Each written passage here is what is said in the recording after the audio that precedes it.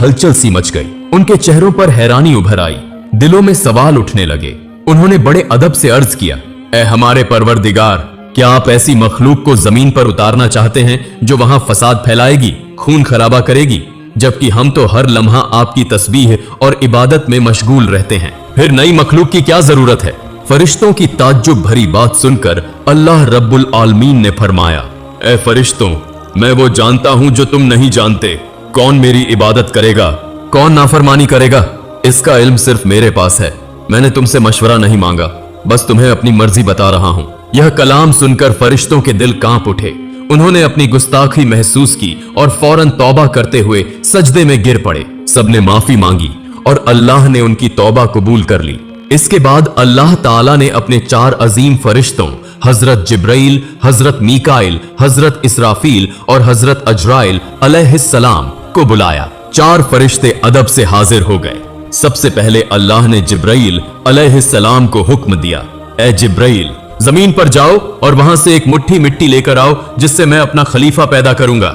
जिब्राइल अलैहिस्सलाम जमीन पर उतरे और मिट्टी उठाने लगे तो मिट्टी दर्द से रोने लगी। उसने गिड़गिड़ाकर कहा, ए जिब्राइल, मुझे कहां ले जा रहे हो? जिब्राइल अलैहिस्सलाम ने फरमाया, मैं तुम्हें अल्लाह के पास ले जा रहा हूं। वहीं से एक ऐसी मखलूक पैदा होगी जो जमीन पर उनका नुमाइंदा बनेगी। यह सुनकर मिट्टी और जोर जोर से रोने लगी। बोली, मुझे मत ले जाइए, मुझसे जो इंसान पैदा होंगे वो अल्लाह की नाफरमानी करेंगे। जब अल्लाह का अजाब उतरेगा तो मैं भी तो उसमें शामिल होंगी। उसके गजब को सहने की ताकत मुझ में नहीं है। मेरी तरफ से अल्लाह से माफी मांग लेना। मिट्टी की यह दर्द भरी फरियाद सुनकर जिब्राइल अलैहिस्सलाम का दिल पसीज गया और वो खाली हाथ लौट आए।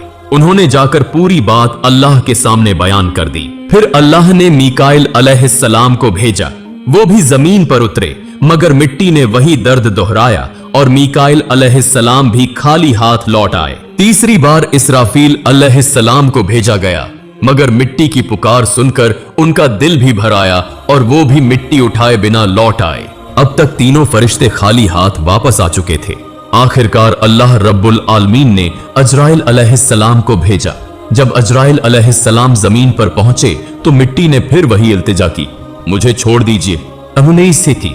मगर अजराइल अलैहिस्सलाम ने फरमाया, ए मिट्टी, इस बार तुम्हारी बात नहीं मान सकता। मुझे मेरे रब का हुक्म मिला है और मैं उसके हुक्म की खिलाफ वर्जी कभी नहीं करूंगा।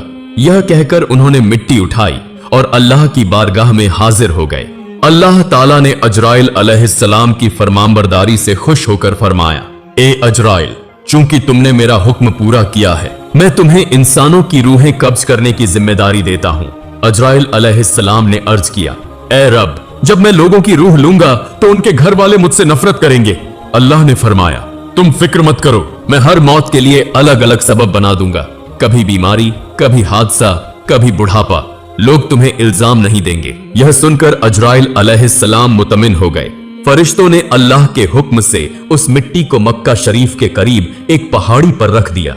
बारिश की बूंदें पड़ती रहीं, धूप उसे सुखाती रही और यूं कई साल गुजर गए।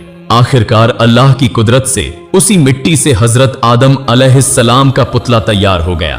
फिर अल्लाह ने हुक्म दिया कि इस जिस्म को जन्नत में ले जाया जाए। फरिश्तों ने आदम अलैहिस्सलाम का जिस्म उठाकर जन्नत पहुंचा दिया, जहां वो रूह के बिना लंबे अरसे तक पड़ा रहा। इसी दौरान फरिश्ते अक्सर उस जिस्म को देखकर कहते, यही होगा अल्लाह का नुमाइंदा। कुस्का थी, मगर फरिश्तों का सरदार आजाजील, जो अभी शैतान नहीं बना था, हर बार ताने कसता, मजाक उड़ाता।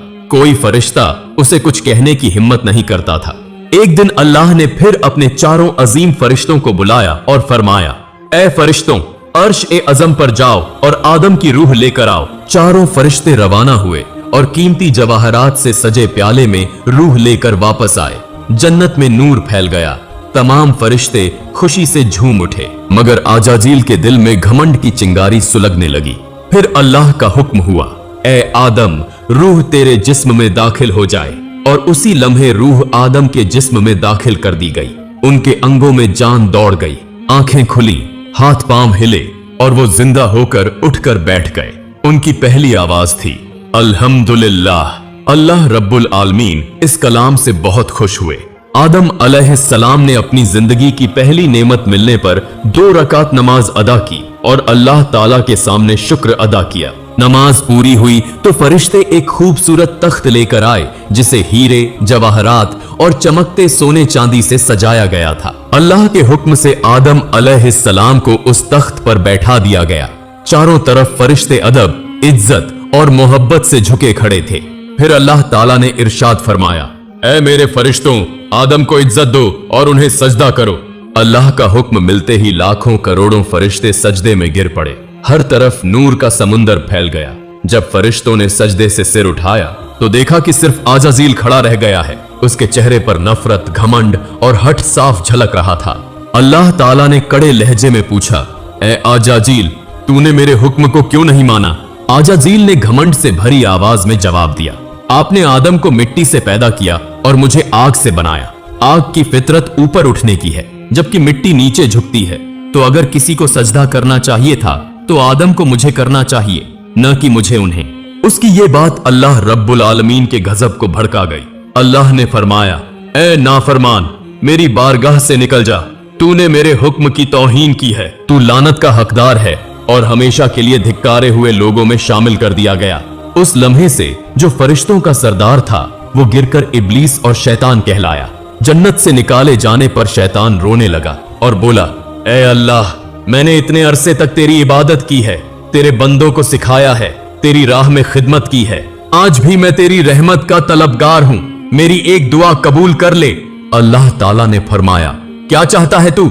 शैतान बोला, ऐ मालिक, मुझे कयामत तक की जिंदगी दे दीजिए। अल्लाह ने इरशाद फरमाया, तुझे कयामत तक की मोहलत दे दी गई। फिर शैतान ने कहा, मुझे यह ताकत भी दे दीजिए कि आदम की औलाद के जिस्मों में दौड़ सकूं, उनकी नसों में पहुंच सकूं।